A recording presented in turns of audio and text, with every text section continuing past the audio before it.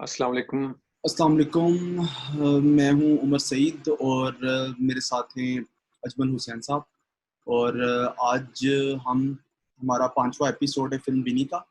और आज हम डिस्कस करेंगे वर्ल्ड वॉर टू और पोस्ट वर्ल्ड वॉर टू का सिनेमा।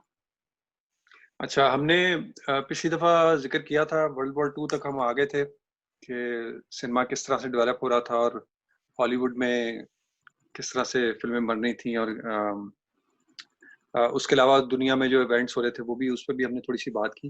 अच्छा, पिछली दफ़ा हमने कुछ फिल्म कैटेगरीज का जिक्र किया था जिन्हें जॉनरास कहा जाता है। जी जॉनरा का मतलब बेसिकली कैटेगरी होता है। कुछ कैटेगरीज होती हैं वो ज़रा आसानी से समझ आ जाती हैं, जैसे कॉमेडी है, रोमांस है, एक्शन है, ड्रामा। सेल्फ एक्सप्लेनेटरी हैं, इनको कोई ज़्यादा एक्सप्लेन करने की ज़रूरत नहीं है, हर किसी को पता है इनका। लेकिन कुछ ऐसी कैटेगरीज हैं, कुछ ऐसे जॉनरास हैं जो जो जो शायद आम बंदे को नहीं पता है। जिस तरह फिल्म नोआर का हमने पिछली दफ़ा ज़िक्र किया था, ज़ाहिर है आपको, मुझे, ज़ैदी साहब को, हम लोगों को तो पता ही है। फिल्म नोआर जो है basically it's a French word, जो फ्रेंच क्रिटिक्स थे उन्होंने कॉइन किया था। और इसका जो लिटरल जो इसका मतलब है वो है ब्लैक फिल्म। ये ब्लैक फिल्म का उन्होंने जो लेबल है ये उन फिल्मों को दिया था जो पिछले एपिसोड में मैंने बताया था कि वर्ल्ड वॉर टू और उसके बाद की कुछ फिल्में जो क्राइम ड्रामास थे, जो क्राइम थ्रिलर्स थे, उनमें कुछ एक ट्रेंड नजर आया कि वो जो आपका प्रोटैगनिस्ट है, उसके साथ कुछ बुरा ही होता है। वो या तो जेल चला जाता है, या वो पकड़ा जाता है, या उसको कोई धोखा दे के निकल जाता है। और यूजुअली इसमें एक फीमेल कैरेक्टर होती है जो कि आप कह लें कि धोखेबाज होती है, या इस तरह से, उसके लिए भी उन्होंने एक टर्म बनाई हुई है, फैम फटाल। सो इस तरह के कुछ उनको ट्रेंड्स नजर आए। कुछ उनको ये नजर आया कि ये जो फिल्मों के थीम है, they are very dark.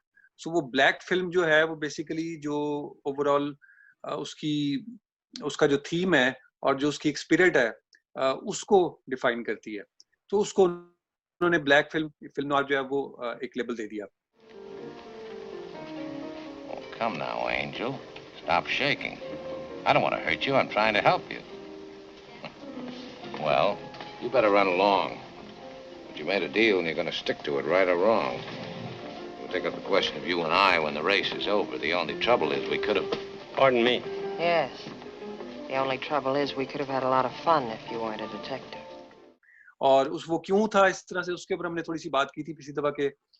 World war to के बाद तबाही हुई थी और वो सारा कुछ था। उसके बाद एक तरह का ओवरऑल सोसाइटी में, ओवरऑल जो फिल्म बनाने वाले थे, राइटर्स थे, उनके अंदर एक आप कह लें कि भाई एग्जिस्टेंशियल डिक्लाइन आ गया था। उनको लग रहा था कि ये जैसे आपने कहा था पिछली दफा कि उनको सवाल पूछने शुरू हो गए कि ये जो हम कर रहे हैं क्यों कर रहे हैं, और इसका क्या मकसद है, करना भी चाहिए नहीं करना चाहिए, जिंदगी का क्या मकसद है, हम किस तरफ जा रहे हैं। इस तरह के जो एग्जिस्टेंशियल सवाल हैं वो करने शुरू हो गए। और एक थोड़ा सा आप ये कह लेंगे ग्लूमी आउटलुक हो गई उन फिल्मों की। सारी फिल्मों के साथ इस तरह से नहीं था। 40s 50s में हॉलीवुड की जो दूसरी लेविश किस्म की जो प्रोडक्शंस हैं वो बनती रही हैं, साथ साथ फैमिली ड्रामास बनते रहे, और आपकी कॉमेडीज बनती रही हैं। लेकिन ये एक खास तरह का जॉनरा हमें देखने में आता है, जो ये फिल्म नोआर है। दूसरा हमने पिछली दफा जिक्र किया था वेस्टर्न का। वेस्टर्न का मैंने थोड़ा सा बता दिया था कि टेक्निकली हमारे लिए, पाकिस्तानियों के लिए, जितनी भी अमेरिकन फिल्में वो सारी वेस्टर्न है, क्योंकि वो वेस्ट से आती हैं। तो इसलिए हमारे लिए बात समझना शायद थोड़ा सा मुश्किल होगा। वेस्टर्न जो कैटेगरी है वो कॉबॉय वाली फिल्में जिन्हें हम कहते हैं, उसके लिए उन्होंने एक लेबल इजाद किया था। और ये होती हैं टेक्निकली जो अमेरिकन वाइल्ड वेस्ट जिसे कहा जाता है, उसके अंदर सेट होती हैं यूजुअली। सो टेक्निकली ये एक पीरियड ड्रामा होता है जो अमेरिकन वेस्ट में सेट होता है।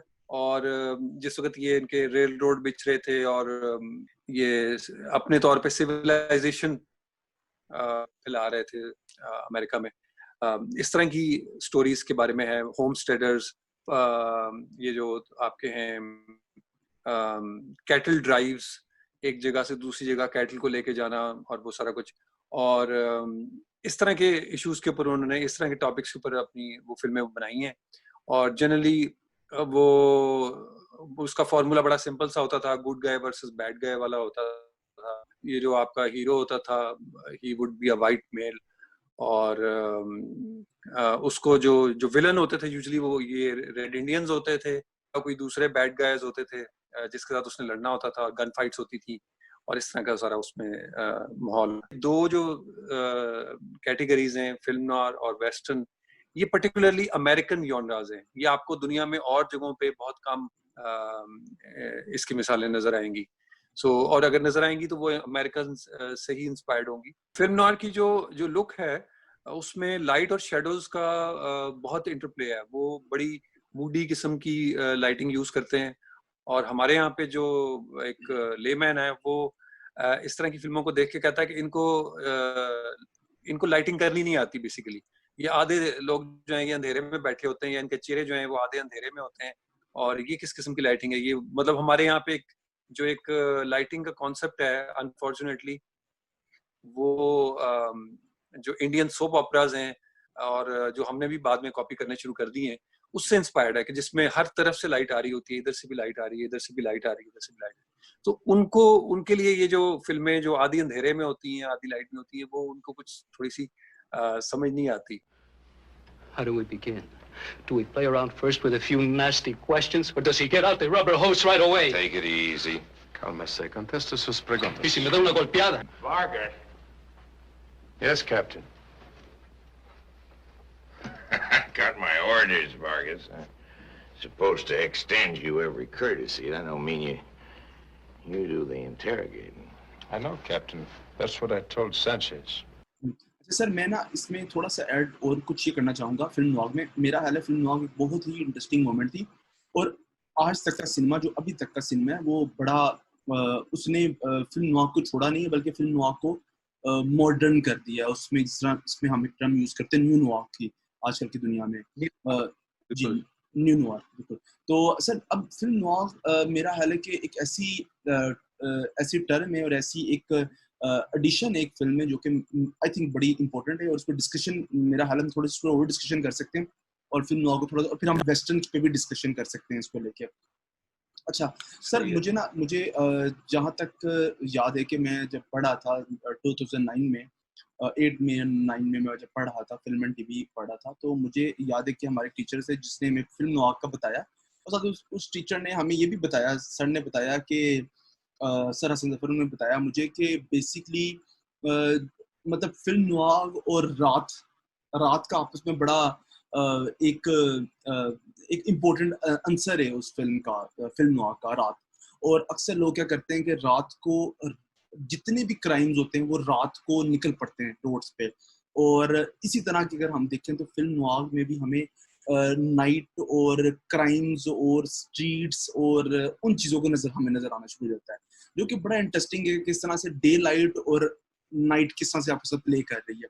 और फिर उसी में आपके साथ वो जो ऐसे चेहरे नजर आना शुरू हो जाए जो कि हाफ लिट हैं, या जिनकी चेहरा नजर नहीं आ रहा और पीछे सिल्हूट्स बने हुए हैं, या उनके शेडोज बहुत बहुत बड़े बने हुए हैं, और वो सर्टन वो फील। तो मेरा हाल है कि मैं इसको सोशली इस तरह से कनेक्ट करता हूँ इस चीज़ को, फिल्म नॉग को, कि मेरा ख्याल है कि जो एक बुर्जुआ, यानी कि हमेशा से एक पेंटिंग बड़ा बुर्जुआ का एक मीडियम रहा हमेशा से, और हमेशा से अमीर लोगों ने इस पर इन्वेस्टमेंट की, वो अमीर लोगों की चीज़ बनी पेंटिंग। लेकिन जहाँ तक फिल्म की बात है, फिल्म में जिस तरह D.W. ग्रिफिन ने बड़ी बुर्जुआ टाइप फिल्म्स बनाई, कहा जाता है जॉन रेनॉल्ड ने जिसने फिल्म बनाई थी रूल्स ऑफ द गेम।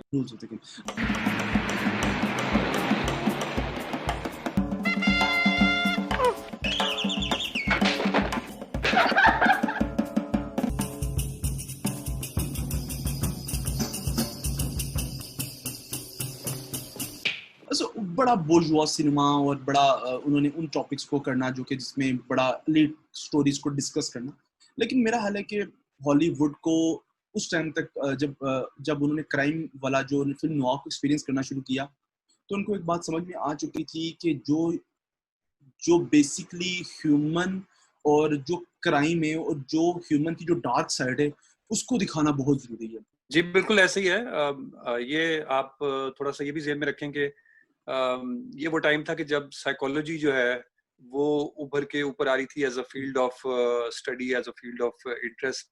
और आप ये देखेंगे कि इनकी फिल्में जो है वो आहिस्ता आहिस्ता कंटेंट वाइज वो मैच्योर हो रही थी, उनकी स्टोरीज जो है वो मैच्योर हो रही थी, और उनके जो कैरेक्टर्स हैं जो पहले जैसे मैंने बताया बड़े सिंप्लीफाइड होते थे, good guys versus bad guys, तो अब वो कॉम्प्लेक्स कैरेक्टर्स उन्होंने बनाने शुरू कर दिए कि the same guy can have good side and bad side, और उसके वो क्यों ऐसा कर रहा है अगर वो गलत काम कर रहा है। और यानी फिल्म का आपका जो प्रोटैगनिस्ट है वो चोर भी हो सकता है, वो मर्डरर भी हो सकता है, वो स्मगलर भी हो सकता है। तो पहले ये नहीं होता था, पहले ये क्लियर कट बैड गाइज होते थे, ये आपको पता था कि गलत काम है तो ये बैड गाय है, और उसको काउंटर करने के लिए कोई गुड गाय होता था। तो अब आपका जो मेन जो हीरो आप जैसे कहते हैं प्रोटैगनिस्ट, वही ये काम कर रहा है, तो वो क्यों कर रहा है वो उसको थोड़ा सा उसकी फिर डेप्थ में जाते थे कि ये इसके पीछे वजूहात क्या हैं। तो वो जिस तरह आप बता रहे हैं ये सारी जो डार्क साइड है उसको एक्सप्लोर करते थे। सो वो जो साइकी को एक्सप्लोर करना मेरा ख्याल है कि इनके जो कैरेक्टर्स में थोड़ी सी कम्प्लेक्सिटी ले आया था जो कि पहले नहीं होती थी। और इसी तरह इनके जो वेस्टर्न हैं वो आप देखेंगे कि शुरू के जो वेस्टर्न थे वो बड़े सिंप्लीफाइड होते थे, लेकिन 40s 50s में आप देखेंगे कि उसमें भी एक थोड़ी सी मेच्योरिटी आ गई, उसमें भी जो एक run of the mill stories थी उनसे हट के उन्होंने कॉम्प्लेक्स स्टोरीज थोड़ी सी बनानी शुरू कर दी। और यहाँ तक कि रेड इंडियंस जो थे, नेटिव अमेरिकन जो थे, उनको या तो बिल्कुल ही साइडलाइन कर दिया जाता था या उनको बैड गाइज के तौर पे दिखाया जाता था। तो उनको उनके साथ थोड़ी सी सिंपैथी दिखानी शुरू की फिल्मों ने, ये वेस्टर्न फिल्मों में, सब फिल्मों में नहीं लेकिन बहुत सारी फिल्में आपको उस वक्त की मिलेंगी जिसमें उन्होंने रेड इंडियंस को सिंपैथेटिक लाइट में दिखाना शुरू किया। Apaches pray for all white men to die, but now I pray to keep you safe. At sunset last night, I threw pollen to the four winds for you. Well, thanks, boy. This is very big against headache and sickness. Now it is yours.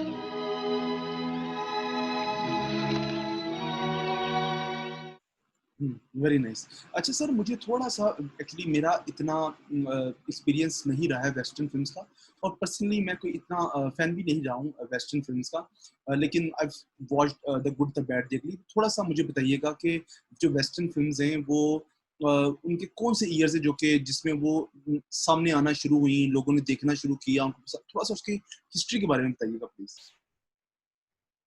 अच्छा, थोड़ा सा हमने पहले भी जिक्र किया था, western फिल्में जो हैं वो आपके साइलेंट एरा से शुरू हो चुकी थी, और उनके उस वक्त वो होते थे सीरियल्स इस तरह से होते थे कि हर हफ्ते एक किस्त लगती थी और आप सिनेमा में जाते थे देखने के लिए, और वो यूजुअली किसी ऐसे पॉइंट पे खत्म होती थी कि जिसको वो क्लिफ हैंगर कहते थे। क्लिफ हैंगर लिटरली उसका मतलब ये होता था कि आपका जो हीरो है वो एंड में किसी क्लिफ से लटक रहा है, और अब आपको नहीं पता कि वो गिर जाएगा, मर जाएगा या बच जाएगा, और अगर बचेगा तो किस तरह से बचेगा, ये देखने के लिए आपको अगले हफ्ते आना पड़ेगा।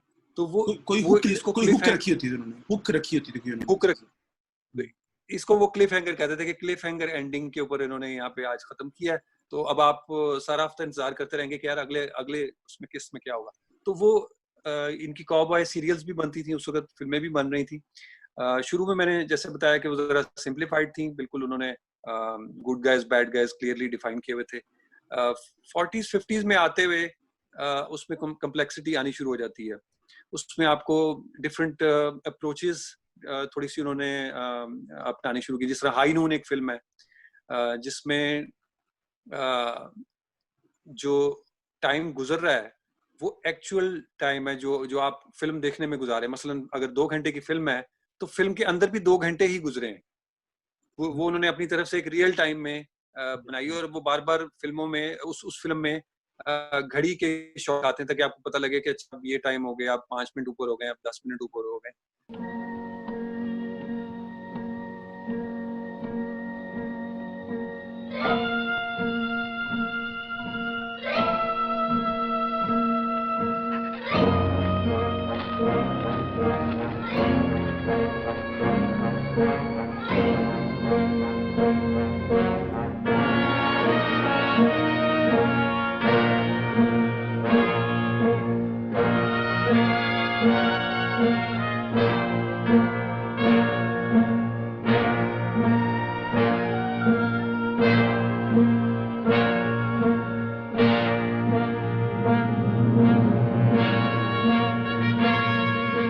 इस तरह से, तो इस तरह के उन्होंने एक्सपेरिमेंट किए। और फिर ब्रोकन एरो है, विंचेस्टर 73 है, इस तरह की है, जिसके ऊपर उन्होंने ये जो ऑब्सेशन है आपकी वायलेंस के साथ, गन्स के साथ, जो कि जाहिर है कि कॉबॉय फिल्मों में मस्ट होती है, उसको एक्सप्लोर करना शुरू किया कि क्यों हम लोग एक ऑब्सेस्ड हैं गन्स के साथ और वायलेंस के साथ। और फिर जो एक लाइफस्टाइल है कॉबॉयज का, जिसको पहले बहुत ज्यादा उन्होंने ग्लैमराइज किया था, जाहिर है दिखा के बैड गाइज और गुड गाइज के बीच में एक शोडाउन होता था यूजुअली, और वो सारा कुछ। तो अब उसको एक्सप्लोर करना शुरू कर दिया कि ये जो आपके गन स्लिंगर्स हैं या गन फाइटर्स हैं, ये क्यों ये काम करते हैं, और अगर ये काम ये करते हैं तो उस पे इनकी लाइफ पे क्या असर पड़ता है। वही बात की वो साइकोलॉजिकल जो उनके असरात हैं, उस पे उन्होंने फिल्में इस तरह की बनानी शुरू कर दी। गन फाइटर के नाम से फिल्म भी है।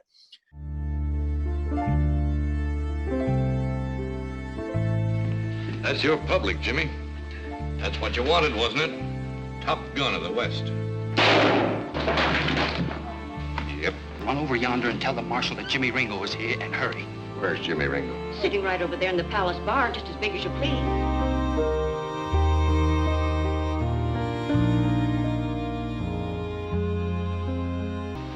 Just trying to keep from getting killed. Waiting to get knocked off by some tough kid. It's like the kind of kid I was. So ये 50s का जो इरा है वेस्टर्न का, इसमें आपको इसमें कम्प्लेक्सिटी मिलती है। लेकिन वो जो आप बात कर रहे हैं, the good, the bad and the ugly और इस तरह की जो फिल्में हैं, वो उन्हें स्पैगेटी वेस्टर्न्स कहते हैं, क्योंकि ये ज्यादातर इटली से बन के आ रही थी।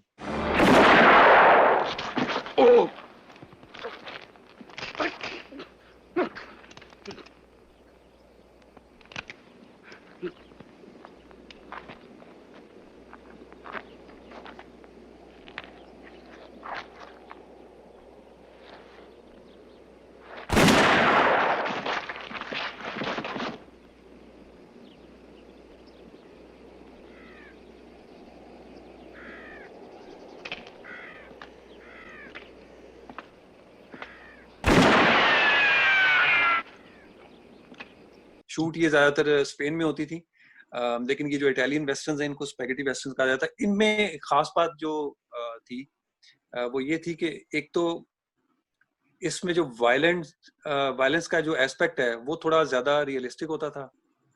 मतलब हॉलीवुड की फिल्मों में ज्यादा खून खराबा दिखाया नहीं जाता था, होता जरूर था, मारधाड़ होती थी, गन फाइट्स होती थी, लेकिन अगर किसी को गोली लगी है तो बस वो अपना ऐसे सीना पकड़ के तो वो गिर जाता होता था और दैट्स इट।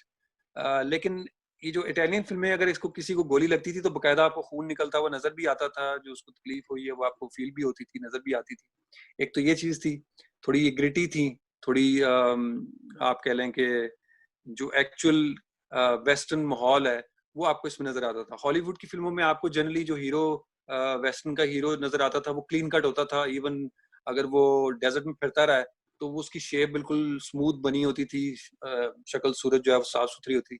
लेकिन अगर आप ये इटालियन फिल्में देखें तो इसमें आपको ज्यादातर उनकी शेप बड़ी हुई है, जैसे आज मेरी बड़ी हुई है, और डस्ट और गर्द और उनके बाल वो चिकट हुए हैं और इस तरह की उनके जो है ना, और उनके पपड़ियां जमी हुई हैं उनके चेहरे के ऊपर। तो आपको लगता था कि ये डेजर्ट में रहते होंगे, ये डेजर्ट में उन्होंने टाइम गुजारा होगा। मैंने ये भी नोट किया कि उनके कम्प्लेक्शंस भी थे ना, वो भी बड़े डार्क ब्राउन की तरफ जा चुके थे, जो कि इटली की एक सर्टेन साइड है जो कि बड़ी डार्क ब्राउन साइड है, जिसको साउथ जब आप सारा दिन आप थोड़े से सनबर्न हो जाते हैं, आप टैन हो जाते हैं, वो वाली लुक बिल्कुल उस आती थी हमें, बिल्कुल मुझे आना शुरू की। और अच्छा सर, वेस्टर्न फिल्म्स के बारे में आपको क्या लगता है कि कौन सा, मैंने एक जगह में पढ़ा था रिसेंटली और मुझे उसमें उन्होंने चार्ट बनाए हुए थे डिफरेंट, जिसमें उन्होंने बताया था कि कौन से टाइम पे कौन सी फिल्म्स का मतलब पीक पे रही हैं और कब उनके जो वो कम हो। इसमें म्यूजिकल एक वक्त में बड़ी टॉप पे रही और बड़ा उनका चार्ट ऊपर गया म्यूजिकल फिल्म्स का। इवन शिकागो टाइप फिल्म्स और इस तरह की तो है बड़ी नई फिल्में, लेकिन इससे पहले भी फिल्म्स आपको काफी पता होंगी म्यूजिकल फिल्म्स जो चलती रही हैं, लेकिन अब आके म्यूजिकल फिल्म्स इतनी पॉपुलर नहीं रही। और उसके साथ ये भी लिखा था कि वेस्टर्न फिल्म्स भी अब पॉपुलर नहीं है। तो आपको क्या लगता है कि वेस्टर्न फिल्म्स का कौन सा ऐसा इरा था जिसमें वो पीक पे थी, उसके बाद कौन सा इरा ऐसा है इसके बाद वो डाउन होना शुरू हो गई? ये वेस्टर्न फिल्में मैं आपको बता रहा था कि ये 40s और 50s में अपनी पीक पे थी। 50s वो टाइम है जब अमेरिका की यूएसएसआर के साथ एक कोल्ड वॉर शुरू हो चुकी थी। तो एक तो अब वो यूएसएसआर जो है वो कम्युनिस्ट कंट्रीज थी और अमेरिका जो है वो कैपिटलिस्ट कंट्री थी। तो एक तो अमेरिका में जो ये कम्युनिस्ट हैं और कम्युनिज्म है, इसको बेसिकली उन्होंने एक आप कह लें कि अपना दुश्मन तय कर लिया। और इवन अमेरिका में वो कहते थे कि आप केयरफुल रहें, आपके जो दोस्त हैं हो सकता है वो कम्युनिस्ट हों, ये कम्युनिस्ट लोगों के साथ सिंपैथीज रखते हों और ये हमारे मुल्क के दुश्मन हैं, और अगर आपको पता चले तो इसकी मुखबिरी करें, हमें बताएं।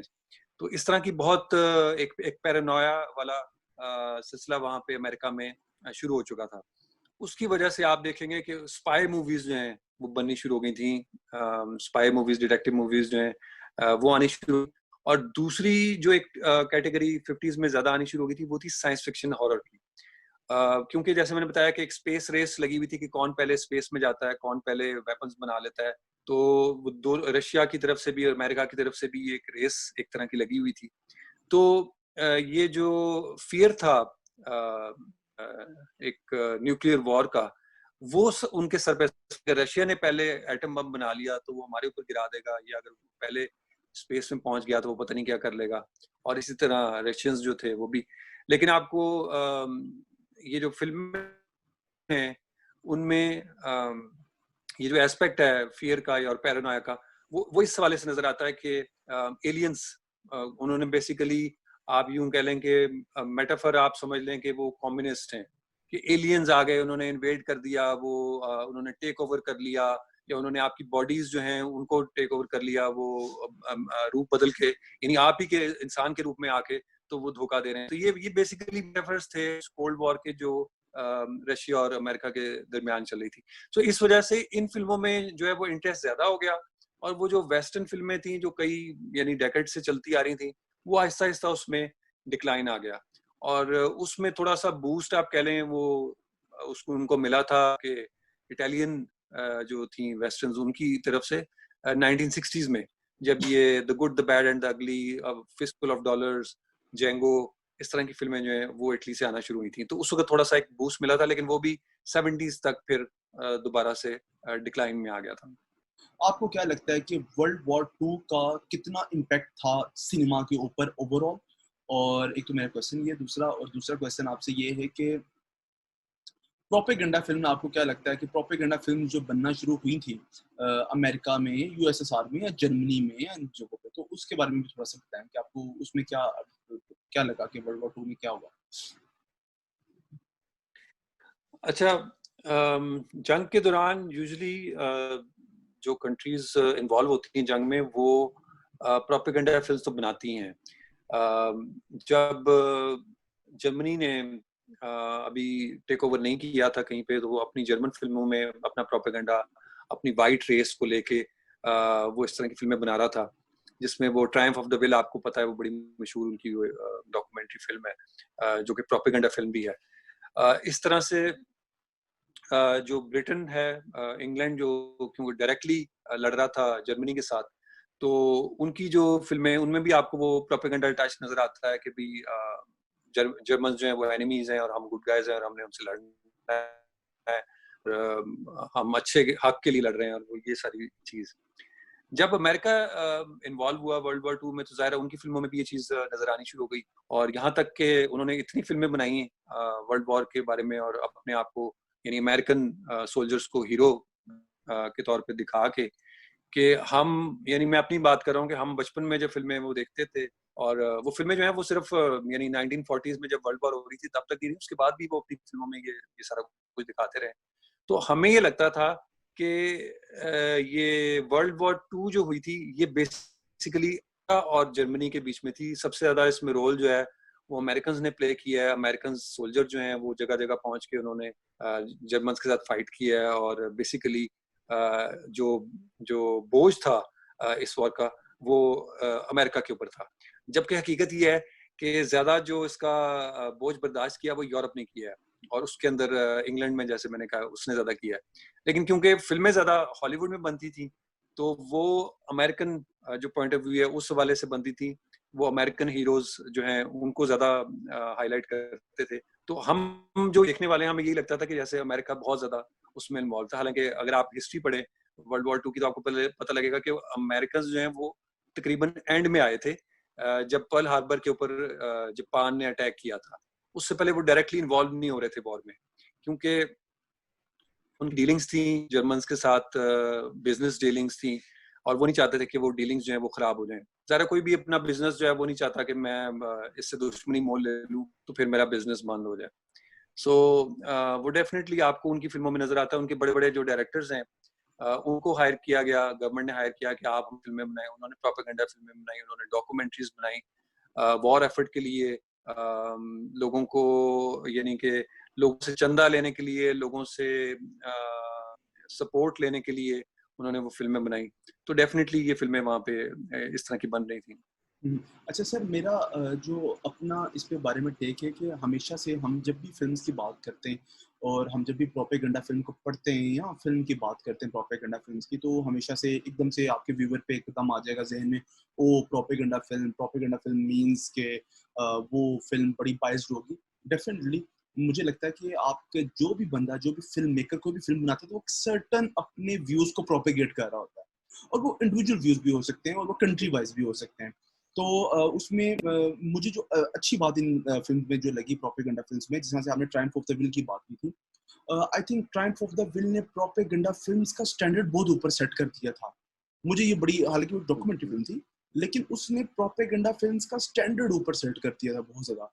और उसके बाद जो अमेरिकन फिल्म्स बनाना शुरू हो गए, जैसा मैंने बताया कासाब्लांका भी अक्सर लोग बात करते हैं, मैंने उसके बारे में उसको कभी इस तरह से देखा नहीं है। उस तरह से मैंने बहुत पहले फिल्म देखी थी, इसलिए मैं उस पर बात नहीं कर सकता कासाब्लांका के ऊपर। लेकिन मुझे ये लगता है कि जब प्रोपेगेंडा फिल्म्स के स्टैंडर्ड सेट हो गए थे, तो उन्होंने ना सिर्फ प्रोपेगेंडा फिल्म बल्कि उसके अंदर उन्होंने स्क्रीन प्लेस भी डाले, उन्होंने कैरेक्टर्स की ह्यूमन साइड्स भी डाली। बेशक उन्होंने ये बताना होता था कि एक हमारा फौजी गया और उस फौजी ने वहां पे 4,000 बंदा मार दिया, लेकिन जब वो वापस आएगा तो वो अपने आप को ब्रोकन फील करेगा, और वो ब्रोकन होगा और लोग ये सिंपैथी उसके साथ हो जाएंगे कि यार ये तो बड़ा ब्रोकन आर्मी वाला बंदा है, ऑल्दो उतने मारा है लेकिन फिर भी उसकी साइड्स जो होंगी, सिंपैथीज उसके साथ ही रहेंगी, प्रोपेगेंडा में।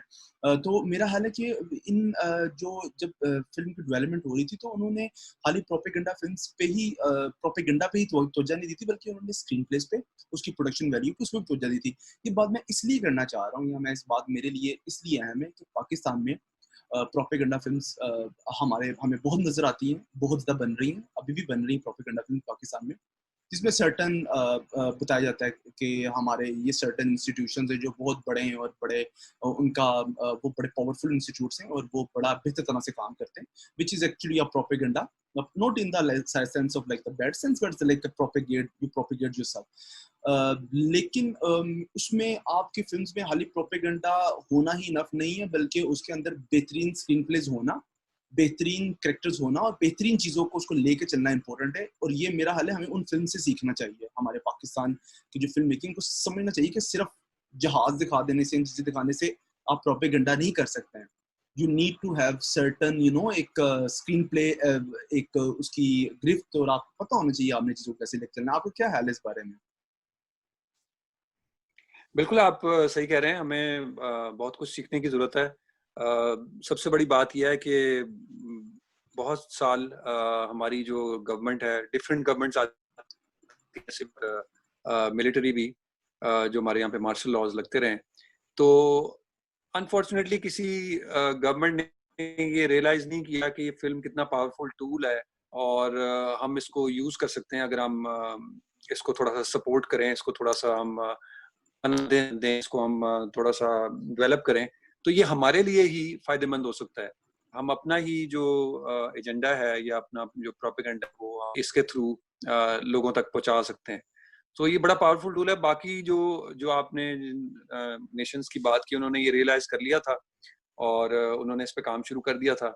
हमारे यहाँ पे अनफॉर्चुनेटली फिल्म को इतना गवर्नमेंट ने कभी रिकग्नाइज किया ही नहीं है। सो ये अब आपको जो नजर आ रही हैं प्रोपेगेंडा फिल्में, की कोई एक आधी आ जाती है, बन जाती है इस तरह से, लेकिन बकायदा है, जैसे कहते हैं ना कि वो कंसर्टेड एफर्ट, वो नहीं है। और अभी मेरा ख्याल कुछ इनको सीखने की जरूरत है। हाँ बिल्कुल सर। अच्छा, एक चीज जी प्लीज बोले सर। हाँ, एक चीज मैं बताने लगा था कि वो एक तो प्रोपेगेंडा हम इसको इस तरह से समझते हैं ना कि जब जंग हो रही है, हालत जंगी में आप बता रहे होते हैं कि हम लोग ठीक हैं और दूसरा जो है वो गलत है, और इस तरह से यही चीज जो है हॉलीवुड में कंटिन्यू होती रही। जब 1945 में जब जंग खत्म हो गई थी, तो आपको पता है कि बर्लिन तक ये लोग पहुंच गए थे।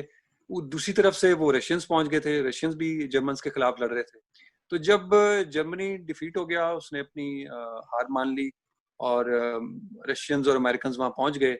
तो अब अगला जो मरहला था वो जैसे कि मैंने बताया, वो अमेरिका और रशियंस के बीच में वो हो गया, कम्युनिज्म और कैपिटलिज्म के बीच में वो कोल्ड वॉर जो है वो शुरू हो गई। इसी वजह से उन्होंने बर्लिन को डिवाइड भी कर दिया, बीच में वो वॉल बना दी उन्होंने। ईस्ट बर्लिन जो है वो रशियंस के पास चला गया और वेस्ट बर्लिन जो है वो ज़ाहिर वो कैपिटलिस्ट थे, ईस्ट बर्लिन जो है वो कम्युनिस्ट थे सारे।